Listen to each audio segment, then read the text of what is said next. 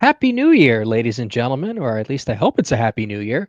Welcome to the first episode of 2025 of Live from the Blue Seats. It is producer JL taking the hosting reins. Rob is unavailable today. He is currently throwing elbows in a rec hockey league game.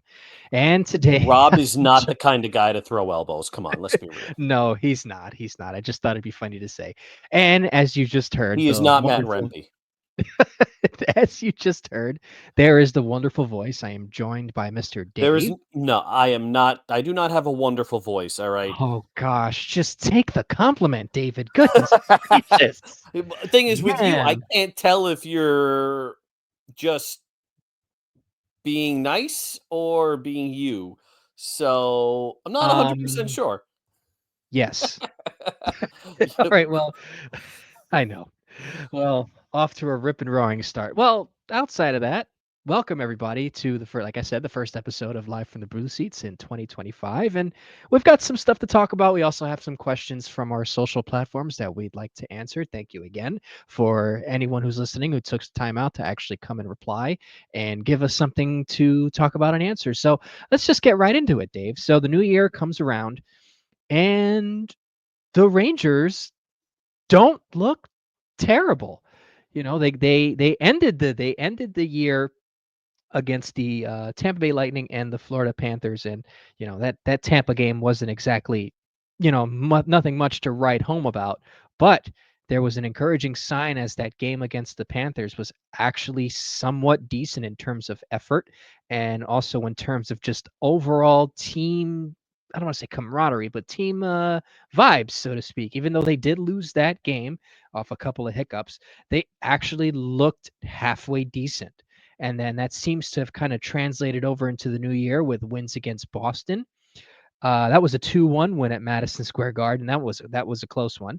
They had a 6-2 win against Chicago, but also at least in the 7-4 loss against Washington, they looked competent for the most part. That was just a ping pong hockey game. So just right off the bat, Dave, just what are your thoughts on just how the team currently looks?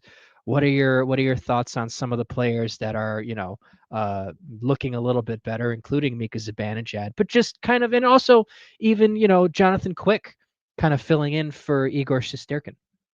So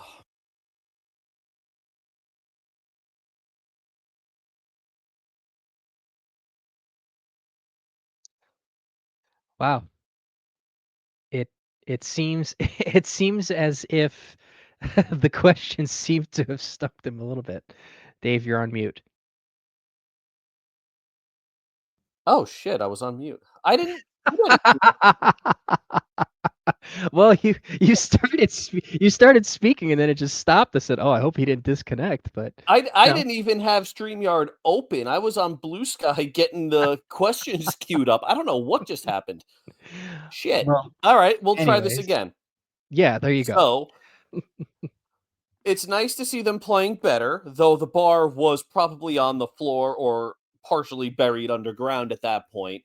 And I think we all knew that the Rangers were too skilled to be this bad. And that was the most frustrating part of November and December was they shouldn't have been that bad. They shouldn't have looked like dog shit for what was that, 20 games that they just look like crap. Yeah, about a They month. shouldn't have been that bad. And the guys on the roster were far better than they were playing. And I know everyone's saying effort. I don't think it's effort. I think part of it is being a little upset with how the roster moves have transpired and also injuries. Chris Kreider has 1,000% been playing hurt all year. I don't think anybody would disagree at this point. Getting him healthy, maybe they should have been doing the same with Ryan Lindgren at some point. Maybe guys are waking up a little bit, realizing, hey, we're in last place. Maybe we should wake up a little bit and try to actually get a puck out of a corner. And it seems to be working. I don't know. Like, I know they haven't won. I think they're 2-2 to start the new year, which is fine. They've looked a lot better. And like you said, the Washington game was a boat race back and forth, and they scored 4 even strength goals. You can't ask for more. The Dallas game was a gut punch because they got up 3-0 and blew that. But I think that's what we can expect from the Rangers now is porous defense, a high-powered offense, and just basically hoping their goalies get hot for a little bit or that they can outscore their opponents. And honestly, I'm okay with that. I'll take it. Well, it's definitely an improvement over just absolute, dog water hockey where they just look completely unengaged and just totally out of it. I will say this though, it is nice to see them beginning to play well and the effort is there and they look more engaged, which is really nice. And then obviously with Jonathan Quick stepping up with the absence of Igor Shesterkin being on the IR, that actually you mentioned Chris Kreider playing hurt. I think Igor was playing hurt for a long time because usually when there's something up with Igor, he usually kind of lets in a lot of soft goals. And I think that didn't exactly help. I think there was a game, I forget who it was against, but he had gotten hit up high and he didn't seem right after that, and knowing and watching Igor for so long, you can tell something was off, even though he had a, superb game against Dallas, um, right before the Christmas break, you could tell something was off. But no, I'm right there with you. They're playing very well. I like the word porous defense because that just kind of highlights to me some of the deficiencies that they currently have. Now, I guess we could kind of quickly transition into this because it's kind of making some sort of storm on social media. So obviously, you mentioned the game against Dallas where they had the lead and they blew it partially due to Keandre Miller's mishap at the end of the third period, and also just Ryan Lindgren not playing well. One of the goals that was scored against him, he was just standing there. He didn't make an effort to, or was not in the right position to really make a play from that pass in the corner that was tipped in for one of the goals. And then also at the same time, you also have Philip Hedl, who was out with an upper body injury. So when you take a look at those things, Dave, uh, how do you think the Rangers respond to it in terms of what they're going to do with Lindgren and Miller, and also with the potential loss of Hedel for hopefully not an extended period of time? Well, Heedle's the wild card. I feel so bad for this kid. I really do. Like, he just can't catch a break. And I watched that last shift that he took over and over again. He looked fine. It didn't look like he took any bumps. The only thing I saw was Jonathan Quick take a shot up high and maybe got a concussion by association. I have no idea at this point. Oh my goodness. But yeah, I don't know what to make of that. Um, the Kreider injury definitely impacts what the Rangers are going to do with the deadline, though. I Before the injury, before all of this, I would have bet solid money they were going to trade him at the deadline. They should not be buyers. I don't think they should be buyers. They shouldn't be sacrificing more to put whatever it is they've been showing us out there. They can't do that. So you're looking at guys like Borgen, Vakanainen, Lindgren as your deadline rentals, bring back some draft picks. And then I think Kreider is the prize because you get 3 playoff runs with Kreider, whoever's trading for him. Colorado would be all over this. They are a smart organization. They are able to see that, hey, something was off. Obviously, back spasms are a problem, but the whole Rangers team was off. So how much can we actually take from this season? He can still move. He's still the best net front presence in the league, and he's still a bargain of $6.5 million. So teams will be interested in all these guys. I think you punt this season and you let the guys heal. You get Othman up, let him cook for a bit. I don't know. What do you think? I don't. Maybe I'm being overly pessimistic because, as Rob pointed out, they're like 4 points out of a playoff spot, something like that, right now. Yeah, they're only really about 4 or 5 points out of a playoff spot. Honestly, they started the season out so well that they were able to tank for a month and a half and still be in the thick of it. But that's just also just the Eastern Conference is also just not as strong as it was. So they're 4 points out with 2 games in 2 games in hand on with games in hand on a lot of them, except for Ottawa. So Yeah. they'd be Columbus of all teams is in a playoff spot. Unbelievable. Well, crazier things have happened, but it's also Yeah. not. Look, I don't necessarily disagree with your plan because, if you have to burn the ship down, you absolutely have to, because there is still some of that stench that's kind of emanating around in the air. But obviously that doesn't come from, as much as we want to give Chris Drury crap and, there have been some missteps in his part. A lot of this does come from the players. And I feel as if the organization and look, again, we've said it on this podcast before. This is a very pro player podcast. And the players did this to themselves, though. That's the thing. I can't fault Chris Drury for moving a net negative like Jacob Trouba and Barclay Goodrow. I mean, you yourself, it might have been you, or someone in the chat, in our group chat, shared. Oh, it might not have been you. Might have been Tyler. No, Or that was someone. me, Jay Fresh. That was The you. Jay Fresh Yeah, thing. yeah. I still have to check Twitter because that's where a lot of the news is, but I don't post anymore, so I do see things that are posted there. I have manicured my feed to make sure it's just relevant stuff. Well, that you've done what a lot of people wish they could do with time. But the interesting thing about Goodrow is that Goodrow is like a net negative on offense. I glanced at the chart, but I kind of understood it where basically he was in the bottom left quadrant of the chart. And I know when you're in a bottom left quadrant of a specific chart like that one, it's not good.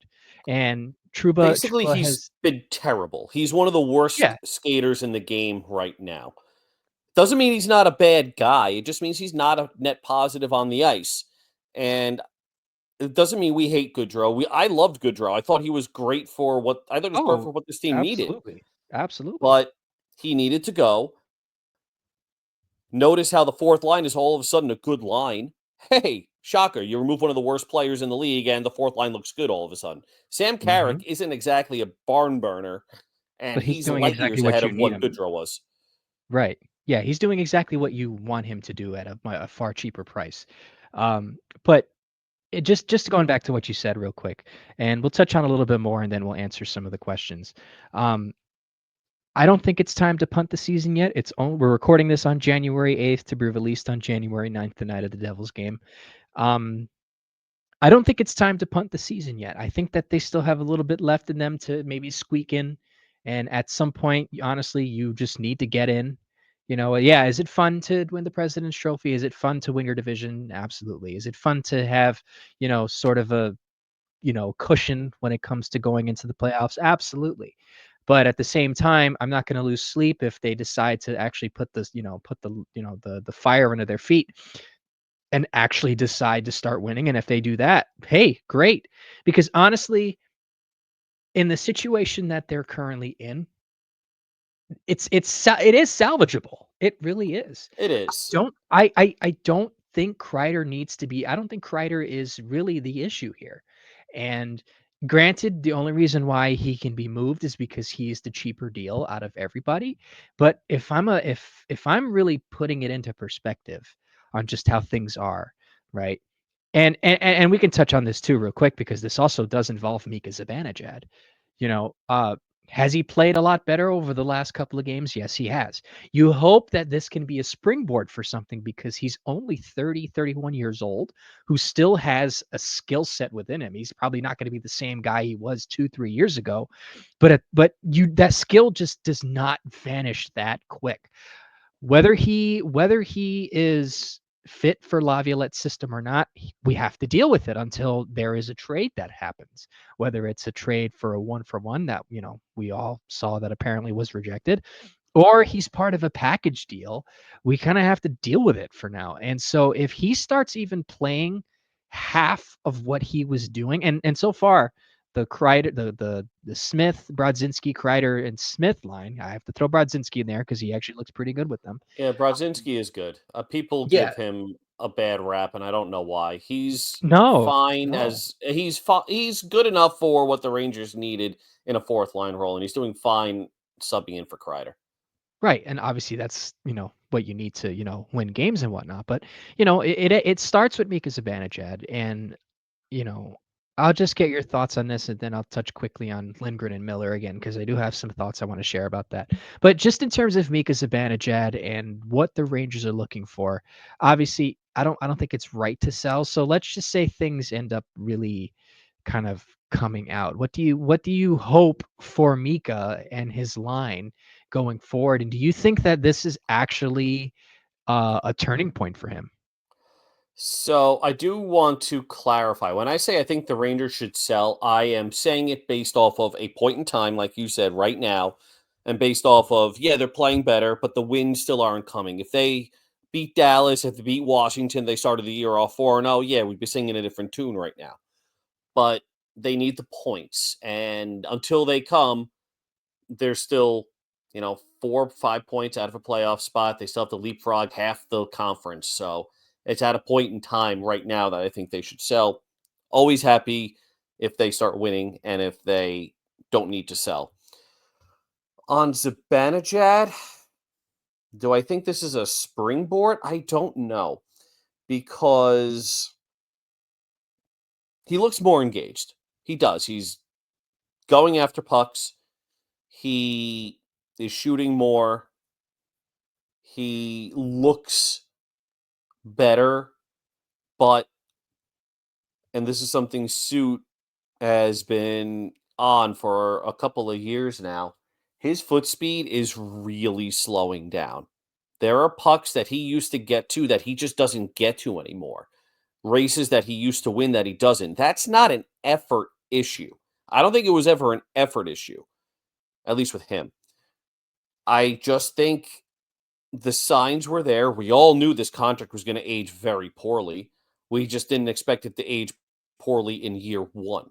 We thought, or year two, whatever year he's in. We thought he would age poorly by, when he hit 35 years old. You know, so I need to see him start winning races to the puck before I can say, oh, he's turning it around. He needs to show that that he's not falling off of a cliff.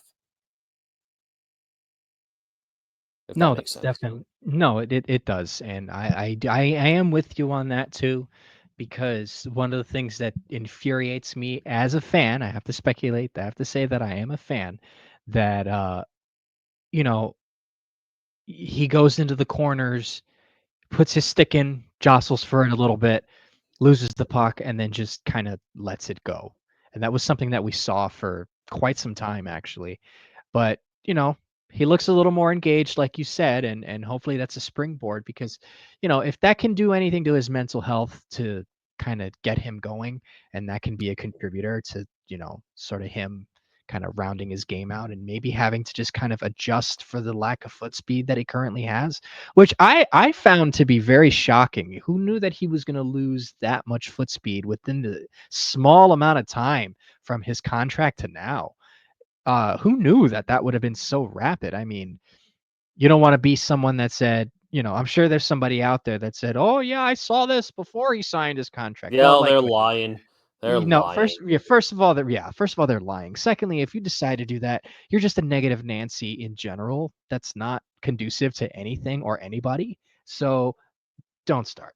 Not you, just people who do that in general. Yeah. But no, the one thing I do want to just quickly touch on before we get to the questions, I'm like really harping on this by myself, and I know I've mentioned this a lot in the chat, but if the Rangers can do something about K'Andre Miller and Ryan Lindgren, whether it's now or down the line, I think they will be better off. Look, Keandre Miller, I think, can still be a quasi decent NHL defenseman.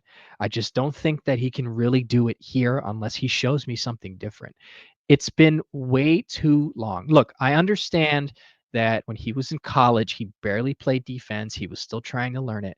Whatever. You can make the determination on whether or not he could have played in Hartford for a little bit, or he could have, gone down and just kind of stuck to defense or maybe switched to forward at some point. That's besides the point. You're already in like year 4, year 5, around that time period of your career, your development, and you're still making the same mistakes that you've made from year 1. Look, year 1 comes around, I get it. You make that mistake, fine. Every one of the defensemen on this team that did that, including Fox himself, which that's another story for another day.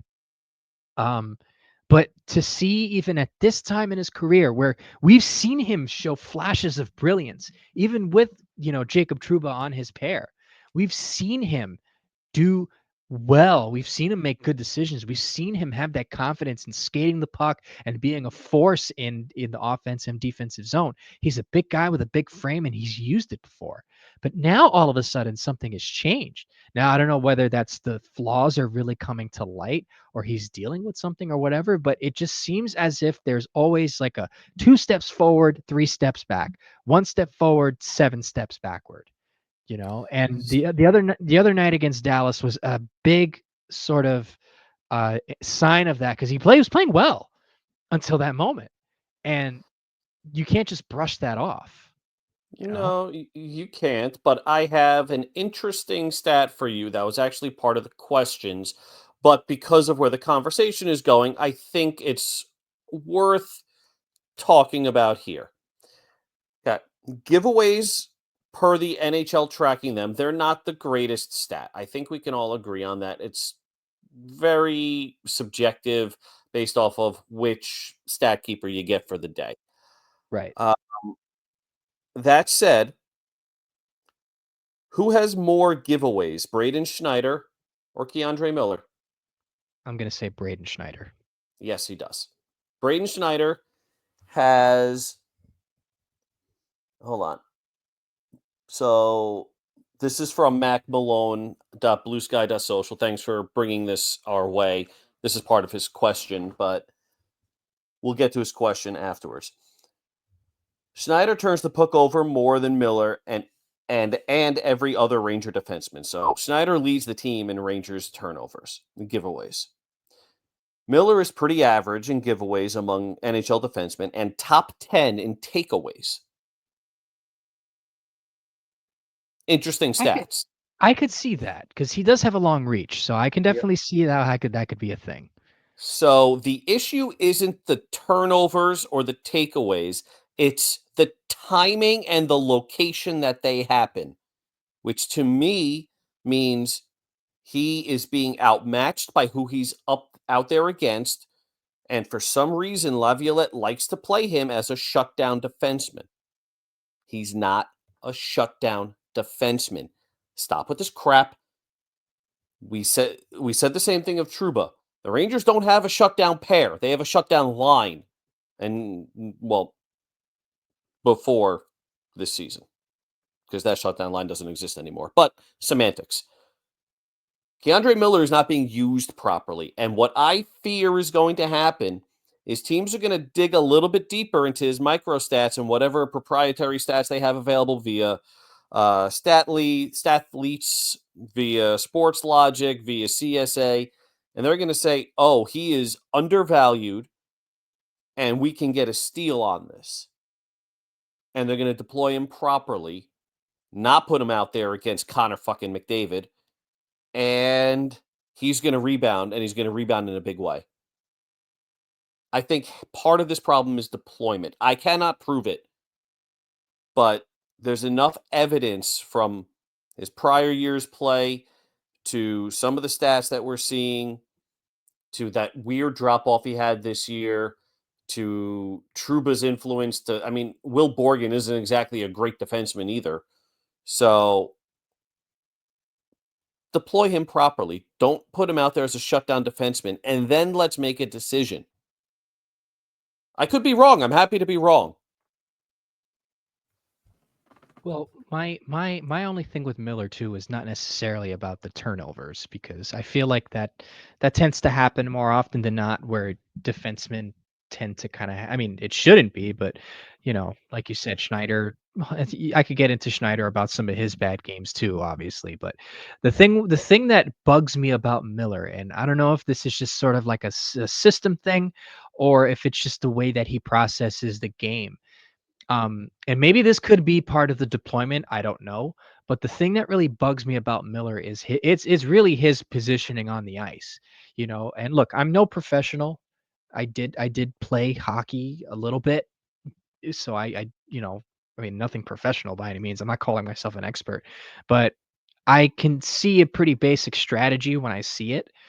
And the thing that annoys me, and this is the same thing about Lindgren too. And Lindgren, I don't know if that's just more of limitations or whatever, but the thing I notice is that for some reason, Keandre Miller's always finding himself out of position.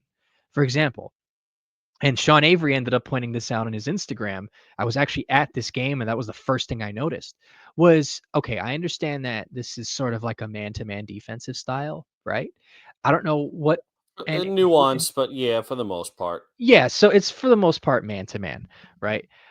And what I didn't understand is why Miller was so far out of his net. Maybe this is by design that he follows the man around the offensive zone as part of the man to man. But I was always under the assumption, and again, anyone can correct me if I'm wrong, is that if you're playing man to man, and this is how I've always at least played it, then again, I'm no professional by any means. If you're playing man to man, right, and you're a defenseman, it's always best to stay, pretty much down low. And if you see him moving around, maybe kind of switch off with another player like they do similarly on 3 OT.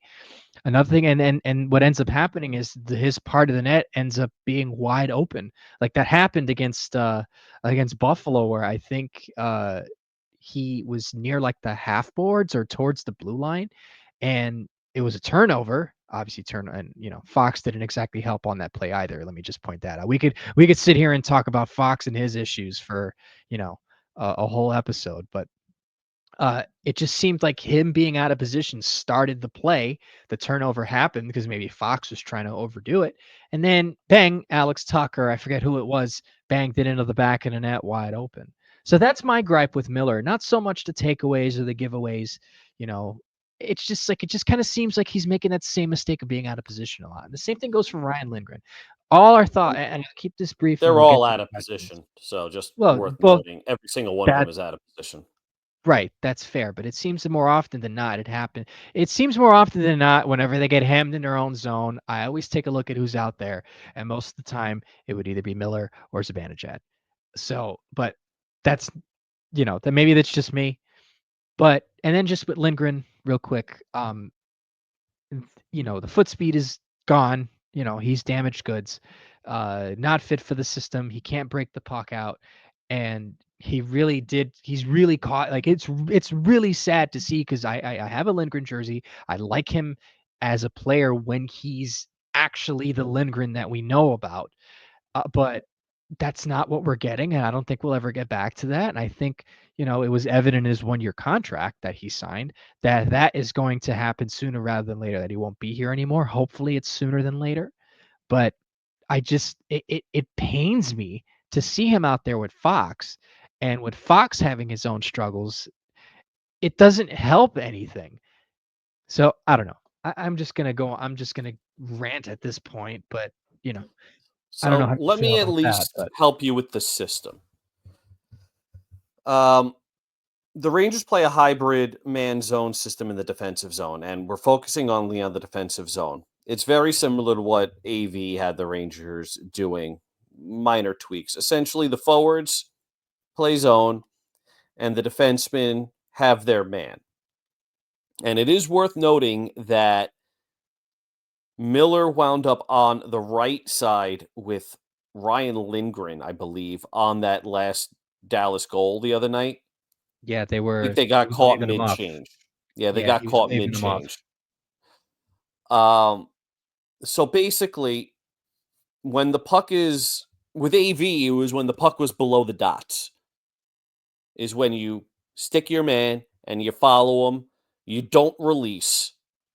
If he goes behind the net, you take a better route. You don't chase him behind the net. You take the better route, cut in front, and cut him off at the pass. With Laviolette, he allows them to chase a little bit higher. What has bothered me with Miller is too many times I've seen him up by the blue line, along the boards, along the hashes. That's how the system is supposed to be played. But when you don't have the right guys that can fill in behind you, and I'm not saying Miller is the right guy that can do this. I just know Truba wasn't, and I know, and based off what I've seen, Borgen isn't either. When you don't have guys filling in behind you, you're still sticking your man at the dots, but somebody goes in behind you to where people think you're supposed to be. And that's not how the system works. That's how a zone system works. That's what the Rangers should be playing with their current personnel.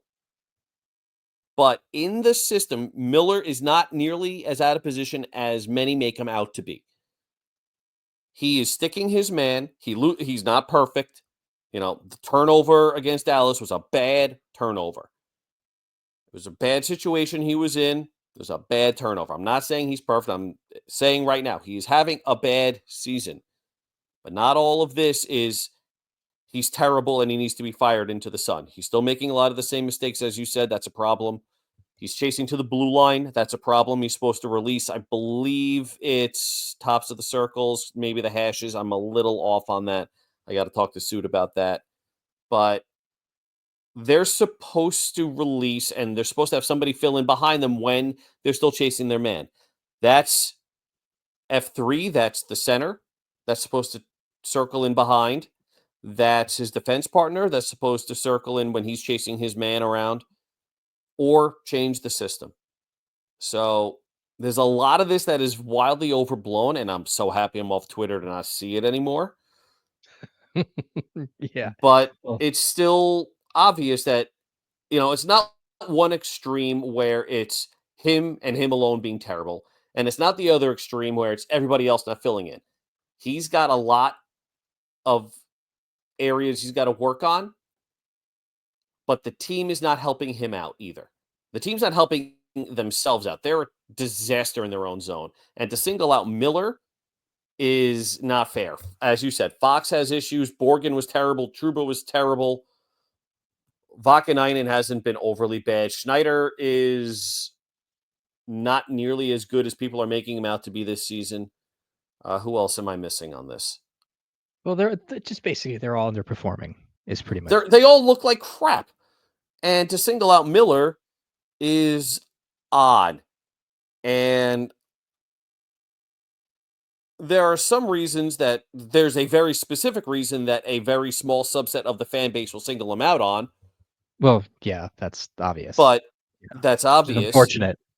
It's unfortunate that people like that still exist in this world, but it is what it is. We can't change their opinions. We never will, and we're not aiming to do that. We're aiming to hopefully say, hey, let's take a step back and look at where he's supposed to be within the system.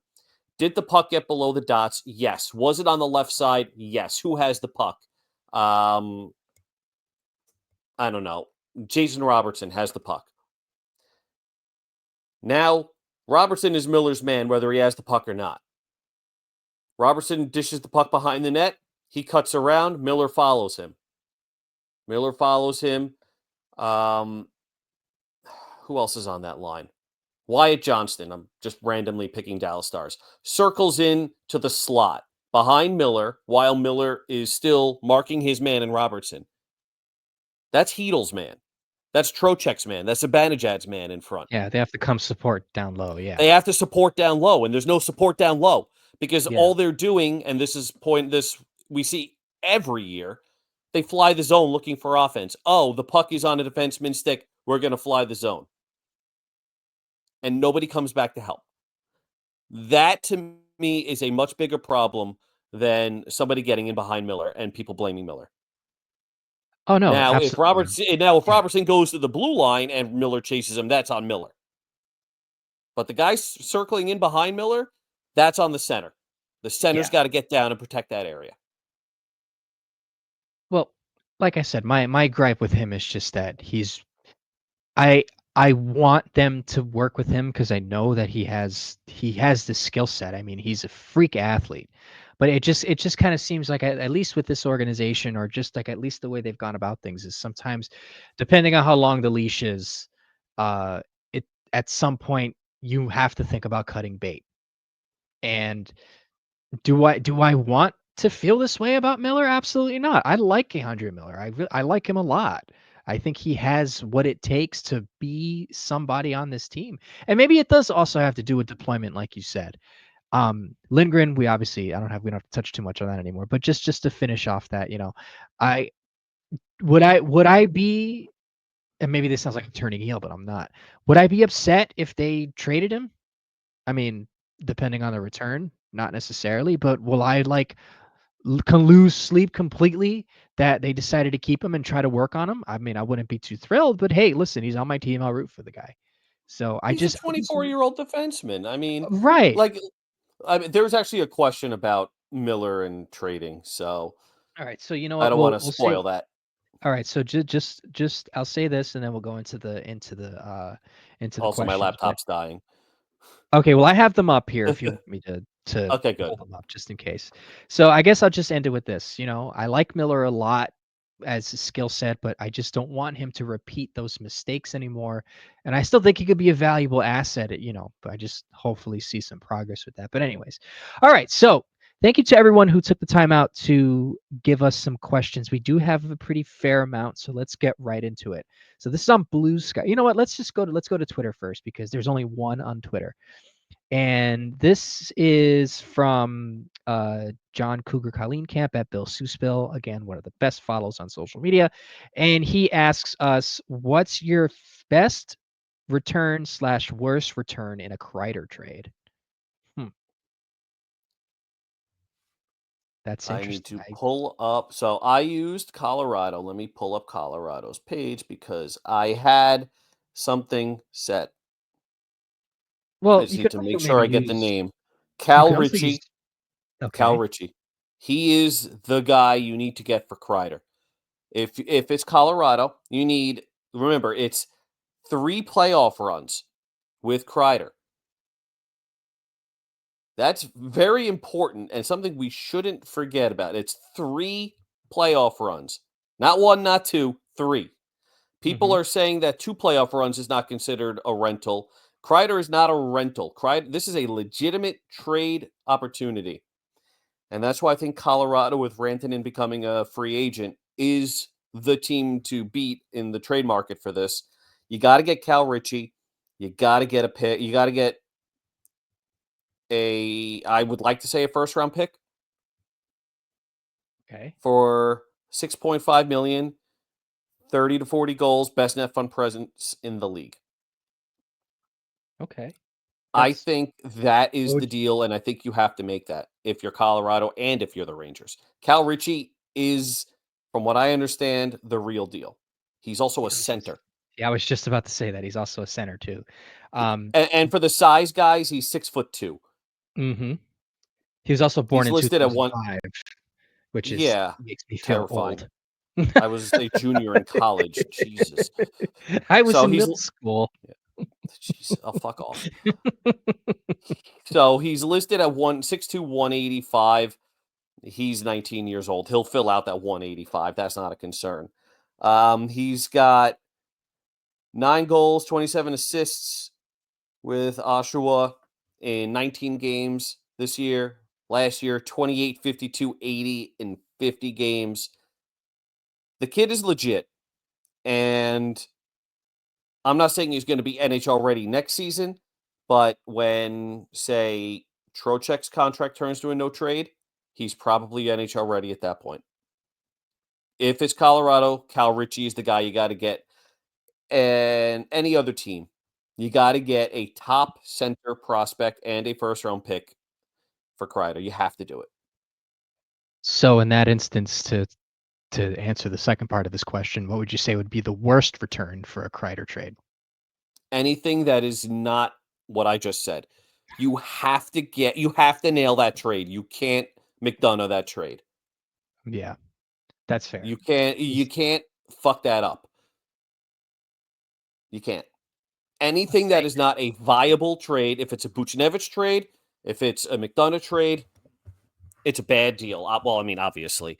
But even if it's a Zuccarello trade, which wasn't really a bad trade, that's not a good enough return. You need a top prospect, or you need an NHL ready, cost control young guy That's fair. with high end skill. Yeah, I definitely don't disagree with that. If you're going to trade Kreider, you have to get the most out of it, considering not only his contract, but also the fact that you get 3 playoff runs, like you said. Mm-hmm. All right. Next question. This comes from Blue Sky. This comes from the Gerard Gallant slander account. I love this.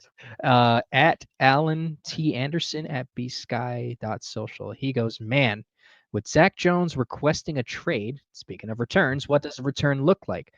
He's had his ice time limited so the Rangers can showcase Keandre Miller and the shambling wreck of Ryan Lindgren. A 6th, a 7th, an AHL player, such a waste. And before you answer, someone replied to it and said, actually insane how Vakanainen is most likely the left D still on this roster on the team next year. That's terrifying. That reply is just terrifying to me because it was last year, 2 years, no, not last year, 2 years ago, when we were saying the Rangers on the left side look really good because they got Miller, they got Lindgren, even though we knew Lindgren might not age well. They had Jones coming up. They looked good, and how all of a sudden it turned into this shit show. Mm-hmm. All right, so there are a couple of questions here. So Zach Jones requesting a trade. What does a return even look like? Mm-hmm. Hope said Ottawa was probably going to be interested. I mean, you're not getting. I think you got to just do it for picks. It's I don't. tough. I don't Yeah. know enough about these guys to make an educated guess. Tyler Clevin. I know nothing about this guy. He's 22. On. He's going to be an RFA. Jacob Bernard Docker. I don't know anything about him. He's a right-handed defenseman. He's 24. Maxence Gwinnett. I'm going to butcher that one. I don't know who he is. I mean, you can't go by draft position anymore either. So looking at No. Ottawa, they got a bunch of picks. You're probably going to wind up getting a third rounder for him. You're going to be Yeah. underwhelmed with the return for Zach Jones. Yeah, that's what I'm thinking. I'm not entirely sure if they would trade Jacob Bernard Docker. Um, Although that seems to be probably the more likely scenario, even though he's probably one of their better defensemen this season so far. He plays about 13 minutes a night, but I mean, if they were going to just do a D to D swap, I think that would be it. Artem Zub, probably not going to be it. They're definitely not trading Thomas Chabot for him, which, would be crazy enough if they actually did. So yeah, more than likely that does seem like a pick. I don't like the fact that we're at this point with Zach Jones though. I'm trying to figure out. So I was at the game. I think his last game that he played in was the New Jersey game. And the thing that I noticed is he got pushed off the puck very easily. Granted, he moved it well, but he seemed a bit overwhelmed, and this is just from what I saw. Again, I'm not a professional by any means, but you can tell things. But then again, if you're going to use the same thing for Miller, you have to use it for Jones. Is that the whole team was not in rhythm. But there was something alarming about it when he was on the ice. He did not look good. Granted the whole team was not good, but just something was off with him. And I think something happened where he kind of must have fallen into disfavor with somebody because I mean, unless it's a room thing where they feel like they're scared that they're gonna revolt if it gets scratched. I mean, they've already scratched Kreider a couple times already, injury or not. Um, I don't see. It's hard for me to think of a reason why they haven't just put him in for Lindgren or at least put him in for Will Borgen. And also to be fair to Will Borgen, he had a shaky start somewhat, but he's kind of He's looked better. He's looked a lot better. His skating is top notch. So I think hopefully him and Keandre can figure it out. Rob pretty much mentioned that all he needs to do is just be slightly better than Jacob Trouba, and he's done so. But in just terms of Zach Jones, I'm just a little concerned, and I think it's probably just going to be a pick. But also, yeah, as bad as it sounds, though, I think Urho Vakanainen is not as bad as everybody thinks he is. But that's beside the point. But anyways, next question. This comes from Captain Jack NYR on Blue Sky, and he asks, two guys, what are your thoughts? Jake Wallman or Bowen Byram?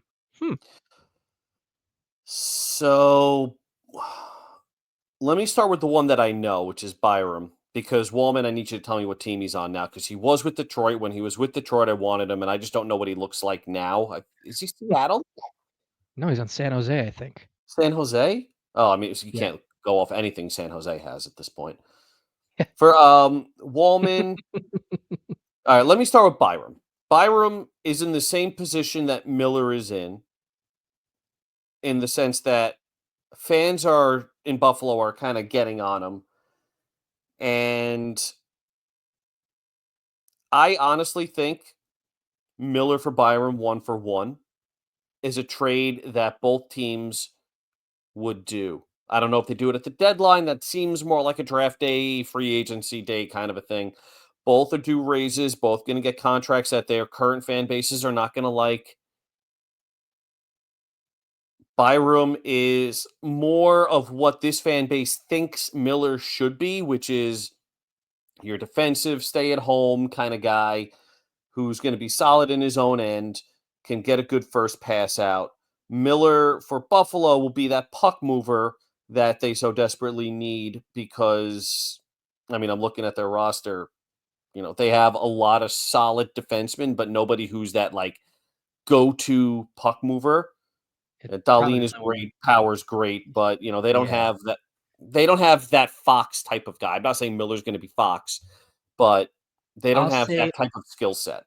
I'll just say this: Dahlin seems to be the closest one. I watch a lot of Buffalo Sabres games. Shout out to my friend Josh. He's a Buffalo Sabres fan who listens to this podcast, and he gets me to watch a lot of games. And Dahlin seems to be that guy, but it's not as visible as like Fox would be. But yeah, anyways. So I like that as a 1-for-1. Byram, I know people are going to cite his injury history. It seems that has passed. It seems he doesn't, this year at least, he's played 41 games. Before this year, the most games he played was 23-24, where it was 75 minus 2 is 73 games. The year before that, 42, 30, 19, although that may have been an AHL kind of a thing. But he has an injury history. And unlike the Rangers, he's moving in the right direction with his injury history. So I think it's worth a shot.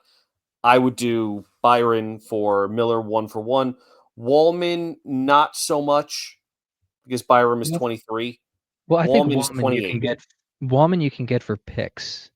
Yeah. And the thing I know about Wallman is I'd trade Zach Jones for him. Oh, well, that's the thing though, is that he's better defensively. Even though Jones is a slightly better skater than Wallman is considered like a two-way. So I think Wallman would probably and actually it's funny you mentioned Hope. Hope actually mentioned him as one of the guys that would fit this team well enough, and she's 100% correct. Wallman Hope is very smart. When she speaks, we listen. Yeah, no, 100%. She's got a lot of insight on hockey, and she definitely brings a lot to the chat and the blog. But I looked it up after she'd mentioned it. I'm like, you know what? She's right. This guy it's a pretty decent, that would be a pretty decent pickup for Drury, and it probably wouldn't cost them too much. It probably would just be picks, all things considered. Now that he's on San Jose, it's hard. It's hard.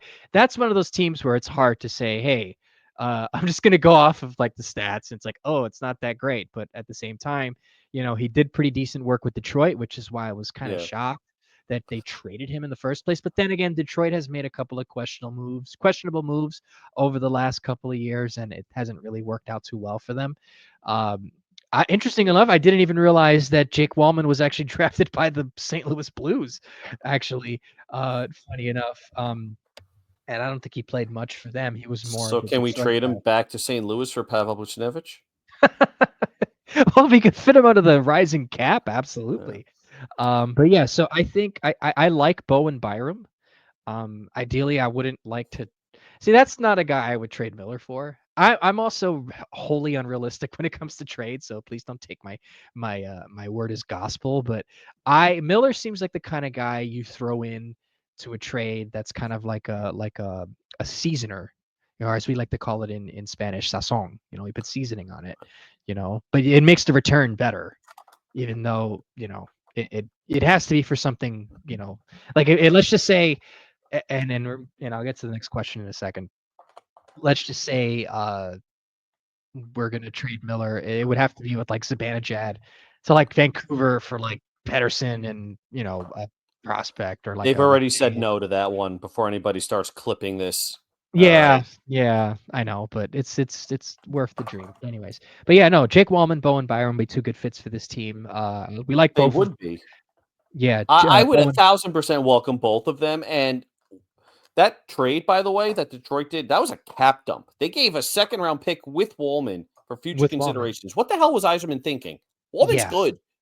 he is. No, he is. He's very good, and San Jose definitely took advantage of that. Anyways, next question. This comes from someone you mentioned, and his name is Mac Malone on Blue Sky, and he writes, "Giveaway is an imperfect stat, but Schneider turns the puck over more than Miller and every other Ranger defenseman. Miller is pretty average in giveaways among NHL defensemen and is top 10 in takeaways. Schneider only a year younger than Key and also has first round pedigree. Why does he always seem to get a pass?" Now, I know you touched on this before. Let me answer this because I kind of understand what he's trying to say. This is per. He also says per money puck, by the way. Yes. Um, I think the reason why uh Schneider gets a pass is because I mean, yeah, he's made his huge mistakes, but like you said, it's the timing of his mistakes that really kind of put things into focus. And I'm not going to mention the really obvious nefarious reason for it because I'm going to give the people the benefit of the doubt with this. I don't want to include those type of people into this sort of criticism, but I think it's because Miller is flashier. He's more noticeable when you see him on the ice, where it's like you're expecting him to essentially be Adam Fox. Now, I'm very critical of him, as you can tell, but I also want to see him succeed here because I still think he has a lot of skill set. Although I wouldn't be too upset if they traded him, but the trade has to be the right trade. So I think the reason why Schneider gets a pass is because Schneider plays a much more simpler game. And also, you know, obviously we can sit Deployment here and say, matters. right, deployment also matters too, but also I think it's just that Schneider isn't as flashy. And look, I could sit here and cheer your ear off about how annoying he's been, and just in terms of a lot of the mistakes that he's made. But again, it's deployment, but also people see it's like Schneider's not as visible. And I know this isn't exactly like a factual fact-based answer. It's just more of like the eye test. It's like you see Miller there. And honestly, this is really also like the Jacob Trouba effect too, because people were looking for Trouba on the ice, and then you see Miller next to him. And more than likely, it was probably if you look at it, they probably did it to themselves because they were a pair, halfway decent pair, and then they just kind of fell apart. But people would see Trouba, automatically see Miller there. So that's why. And then people who were upset Yeah, at yeah. Trouba, well, you'd see Miller there and you'd say, "Oh gosh," but then you would actually look at the play and you see, okay, well, that's Miller's fault. Okay, well, this is Trouba's fault. So that's why. A lot of people don't We've been realize that conditioned. That's interesting. People may have it been is. conditioned to see Yes. Truba and Miller and all of a sudden hate both because they were misused. And Right. that's interesting. I never thought of it that way. Yeah, because I like that. I'm thinking about it, and I'm not. I wasn't too privy of the stat beforehand, but there have been many times I'd watch a game, and And I'm guilty of this too, clearly. I'd watch a game and I'd see Schneider just like completely mess up. And I've gotten on Fox more of this too. It's like you see him out there and they just get him in their own zone. It's just more or less like a lot of the it's just more of a visibility sort of thing, And I've been guilty of it, of course. Um, We're all guilty of it. we're all guilty of it. So that's probably the reason why I think that's the case, because Miller was with Truba, and whenever Truba goofed up, which he did on many occasions, you would see Miller there standing there like he has his pants down at his ankles. And then sometimes it'd be vice versa, but you'd still see Truba. There's Miller on the ice. That's how that's my thought on it. But So outside of Miller's gaffes, that's probably why. yeah. So I know we touched on this already. I don't want to repeat it. And then this covers the question after from LFGR 1994 Blue Sky Social, who said somebody asked the coach why he keeps putting Miller out there at the end of the game. He's horrible. You had me in the first half. That's his deployment at the end of the game is terrible. Miller himself is not horrible. Miller is not having a good season. I don't think anybody can disagree.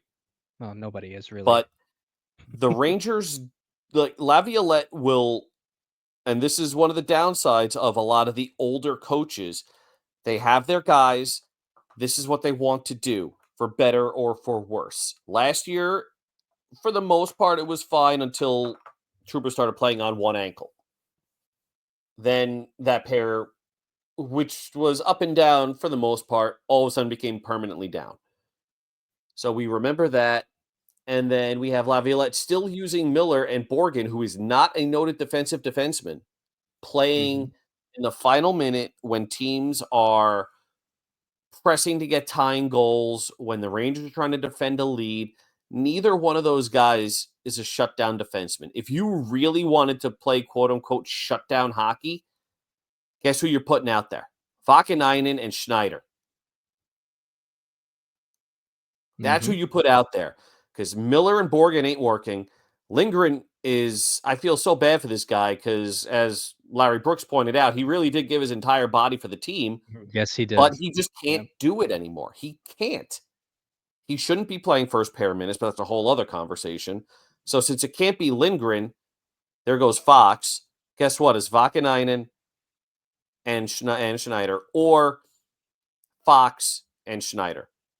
Yeah, Laviolette has shown that he used to put out Jacob Trouba and Ryan Lindgren at the end of games last year, so I don't see why you couldn't put Fox out there with like Miller or with Schneider.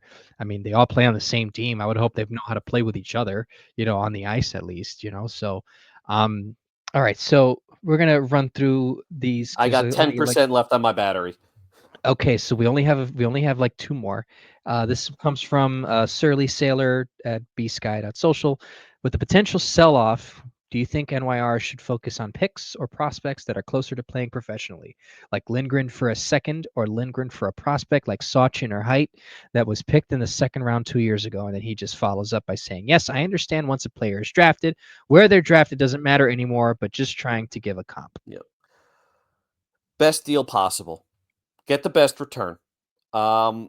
If I were Drury, the pending unrestricted free agents, most of them go for draft picks. Don't try to get cute. If you can get a legitimate prospect that you like, that may not make an impact next year, but for Lindgren or anybody like that, you're looking at a bottom pair defenseman in a couple of years, that kind of a prospect. Mm-hmm. If you like him and you like his skill set and you like that better than anybody you might get in the second round, then by all means go for it. Those guys, the Borgens, if they trade Vakanainen, Lindgren, VZ, any of the pending unrestricted for Riley Smith, get whatever you can. An asset is an asset. The Kreiders, if you trade Trocheck, if you trade Miller, if you trade, those are the big three. Zibanejad notwithstanding on this one. Those are the big three that people have brought up. Those are the ones that you target very specific needs for the team. Mm-hmm. You target a center, you target the blue line, you target shoot first mentality, You target a personality in the room that's going to hold the players accountable. Those are the guys you use to target those needs, and you just stock the cupboard with the pending free agents. Right. Nope. I agree 100%. So what I'm going to do here is I'm going to basically combine these last two questions. One just came onto Twitter right now. It's from @BeazilBubsy. Little Funyuns. He asks, "What's the trade value precedent for Kreider?" Obviously, we touched on that already. You want to get Callum Ritchie from Colorado, but you also want to make sure you get like a high price prospect in return to that. And also Captain Jack at Captain Jack -NYR on Blue Sky basically asked, "What do you guys think about trying to acquire Bowen Byram from Buffalo?" We also mentioned that, covered that already. Basically, but I just wanted to make sure their questions got read. But basically, you want to, we're in favor of it and it would actually help this team out. All right, so we're just about at the end. I totally forgot, and I'm sorry. We're not going to spend too much time on this because I know your computer is dying, and we've been talking for about an hour. But briefly, Arthur Kaliev, acquired on waivers by the I Rangers. forgot we were Your supposed to thoughts? talk about him. I know, but Arthur Kaliev, what do you think? Quickly. All right. High ceiling, no risk at all. This is a guy. So I did a write up on him. He uses his size. He delivers hits. He laid out McDavid. I think that was a dirty hit, though. I think that was a late hit. He wasn't looking. But notwithstanding here, he lays out people. He goes to the dirty areas. He knows how to use his size to box out. He's got a great shot. As people pointed out, skating might be a concern. He is not fast. Like, you watch him skate, it looks like he's skating through mud. Yeah. But he makes up for it with a tremendous hockey IQ. If you watch in that post that I put up, there's goals for every goal from, I think, 2 years ago. Mm-hmm. Oh, You just could see him finding the open ice and creating space. You could see him doing it, and he does it despite skating in mud.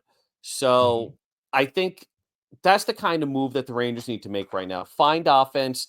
He might be a great fit alongside Kreider and Zibanejad once Riley Smith gets traded. But I'm not surprised he's not playing, and I want to address this one specifically. He did not play against Dallas because he hasn't played an NHL game all season, and he broke his collarbone in preseason, so he's played like 5 AHL games all year. So he needs time. He may not even play against the Devil. They have the Devils tomorrow, right? Yeah, tonight, rather. Tonight. Well, when you're listening to this tonight. So he may not play against the Devils. And when he gets in the lineup, it's most likely going to be fourth line minutes right away. The guy hasn't played. Let him get his legs under him before we start saying, "Oh, go play with Kreider and Zibanejad and see what you can do." Right. No, definitely. Kaliev was someone that I really wanted the Rangers to draft, actually, because he was one of the guys. Pants. No, I'm dead serious. I really did want them to sign him just solely based on his shot.